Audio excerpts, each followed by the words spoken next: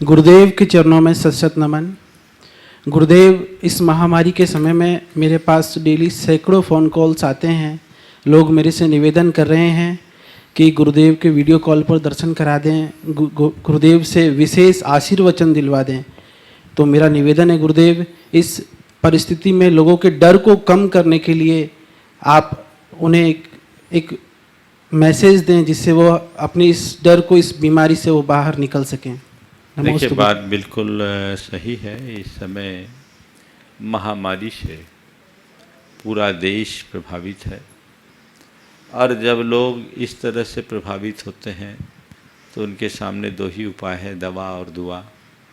दवा और दुआ दोनों तरफ उनका ध्यान होता है और ऐसे समय में गुरुओं का आशीर्वाद पाना उन सबकी एक बड़ी प्राथमिकता होती है, चाहते भी हैं। सबसे पहले तो मैं इस मंच से उन लोगों को आशीर्वाद देता हूँ जो किसी न किसी रूप में महामारी से चपेट में हैं अथवा जिनके परिवार का कोई सदस्य चपेट में है, जो उस महामारी को झेल रहे हैं और जिनके परिवार के लोग झेल रहे हैं, मैं उन सबको आशीर्वाद देता हूँ।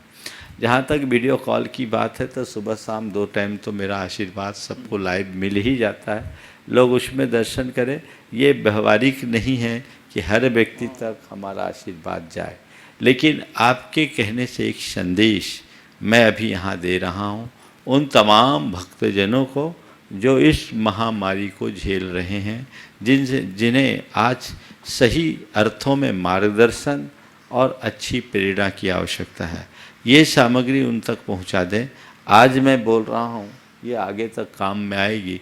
ऐसी बात मैं बोल रहा हूँ जो सबके लिए उपयोगी हो, चाहे वो जैन हो या अजैन।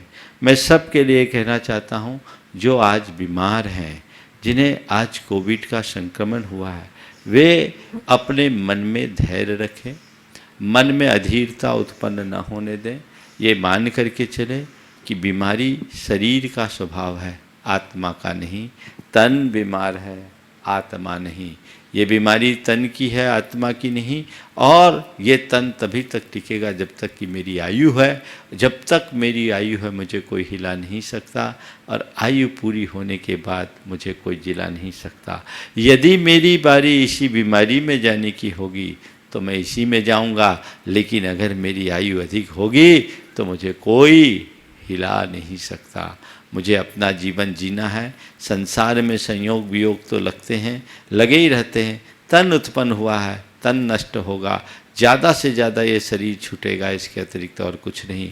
लेकिन आज मैं देख रहा हूँ हजारों लोग संक्रमित हैं, लाखों लोग संक्रमित हैं, लेकिन ज़्यादातर लोग स्वस्थ होकर अपने घर आ रहे हैं। मैं भी स्वस्थ होऊंगा। मैं उन सब लोगों को कहता हूँ आप ये विश्वास रखें, भरोसा रखें कि मैं स्वस्थ होकर घर लौटूंगा। यथार्थ देखा जाए तो मेरी आत्मा तो पूरी तरह स्वस्थ है। हर पल एक भावना भाएं, स्वस्थोहम स्वस्थोहम स्वस्थोहम सुरक्षितोहम। मैं स्वस्थ हूँ, मेरा परिवार स्वस्थ है, मैं सुरक्षित हूँ, मेरा परिवार सुरक्षित है। ये मनोभाव अपने मन में जगाएं।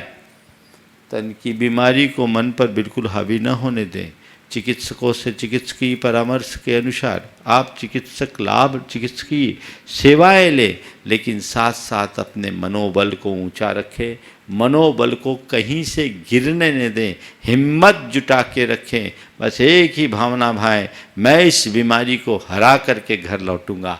ये भाव अपने अंतरंग में जमा के रखेंगे, आपके अंदर ऐसा जज्बा होगा, ऐसी उमंग होगी तो आपको कोई कहीं से कठिनाई नहीं दे सकेगा, किसी प्रकार की समस्या नहीं आ सकेगी। और इसके साथ ही हर पल अपने गुरु और अपने प्रभु की छवि को अपने सामने रखो। मन में एक ही भाव रखो, मेरे जीवन में अगर सार है तो देव, गुरु और धर्म ही है। यही मेरे लिए शरण है, इसके अलावा और कोई नहीं। ऐसे समय में अपनी भौतिक आकांक्षाओं को कम करते हुए अपने भीतर अध्यात्म का प्रकाश प्रकट करे, आध्यात्मिक दृष्टि को विकसित करे, भेद विज्ञान को मजबूत करे और इस बीमारी को हरा कर अपने बाहर आए। सभी को मैं अपनी ओर से आशीर्वाद देता हूँ, उनकी तरफ मंगल भावना और सद्भावना रखता हूँ। रोज़ मैं शांति धारा भी इसी भाव से कराता हूँ और इसी भाव से मैं रोज़ शांति मंत्र की जाप भी कराता हूँ। लेकिन ये सब बाहरी निमित्त है, अंतरंग निमित्त तो आपका अपना मनोबल है। मनोबल को बनाए रखिए, उसे कहीं से न डगमगाए न दीजिए। जो है उसका सामना कीजिए और मुझे पक्का भरोसा है इस तरह से जो मजबूत मन वाले होते हैं वे बाहर निकलेंगे। अपने मनोबल को स्थिर बनाए रखने के लिए भावना योग इस समय बहुत उपयोगी है। भावना योग करें, भक्तांबर का पाठ करें, नमोकार का जाप करें अथवा अपने अन्य किसी इष्ट का स्मरण करें, उससे हमारे अंदर की सकारात्मकता बढ़ती है। ऐसे समय में सकारात्मकता की प्रगाढ़ आवश्यकता है, जिसका आलम्बन सभी को लेना चाहिए। सबके लिए फिर से मेरा आशीर्वाद। नमोस्तु।